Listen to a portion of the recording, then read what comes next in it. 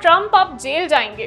क्या अमेरिका के 25 राज्यों ने ऐसा केस कर दिया है जिससे राष्ट्रपति की मुश्किलें बढ़ सकती हैं? क्या ट्रंप पर अवैध टैक्स लगाने का आरोप लगा है और आखिर इस पूरे विवाद का भारत समेत दुनिया पर क्या असर पड़ सकता है? आइए आसान भाषा में पूरा मामला समझते हैं। अमेरिका में राष्ट्रपति डोनाल्ड ट्रंप एक बार फिर अपने टैरिफ यानी आयात शुल्क को लेकर कानूनी विवाद में घिर गए हैं। अमेरिका के 25 राज्यों ने ट्रंप प्रशासन के खिलाफ कोर्ट में मुकदमा दायर किया है। इन राज्यों का कहना है कि ट्रंप ने जो नए टैरिफ लगाए हैं वो कानून के दायरे से बाहर हैं और अमेरिकी लोगों पर अवैध टैक्स की तरह बोझ डालेंगे। दरअसल ट्रंप प्रशासन ने पिछले महीने यूरोपियन यूनियन समेत करीब 60 बिजनेस पार्टनर्स पर 10 से 12.5% तक नए टैरिफ लगाए।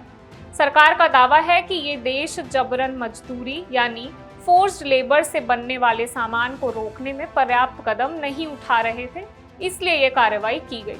लेकिन मुकदमा दायर करने वाले राज्यों का आरोप है कि ये सिर्फ एक बहाना है।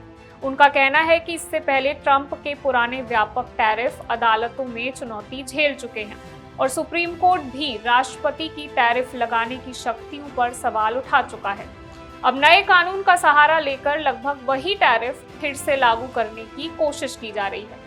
राज्यों का कहना है कि इन टैरिफ का सबसे बड़ा असर आम लोगों और छोटे कारोबारियों पर पड़ेगा, क्योंकि जब इंपोर्टेड सामान महंगा होगा तो उसकी कीमत का बोझ आखिरकार ग्राहकों को ही उठाना पड़ेगा, यानी रोजमर्रा की कई चीजें महंगी हो सकती हैं।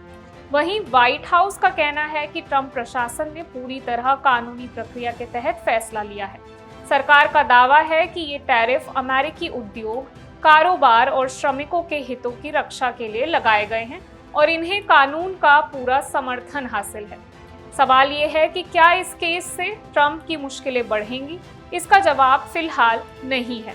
ध्यान रहे, ये मुकदमा टैरिफ की वैधता को चुनौती देता है, ये कोई आपराधिक केस नहीं है। इसलिए इस केस के आधार पर यह कहना सही नहीं होगा कि ट्रंप जेल जाएंगे।